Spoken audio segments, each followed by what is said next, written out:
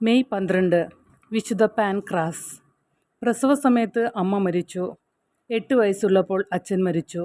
അനാഥനായ പാൻക്രാസിനെ അമ്മാവനായ Denis റോമിലേക്ക് കൊണ്ടുപോയി.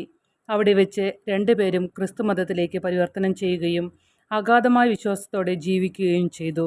304 Pancras ദേവന്മാർക്ക് ബലിയർപ്പിക്കാൻ വിസമ്മതിച്ചതായി പാരമ്പര്യം പറയുന്നു.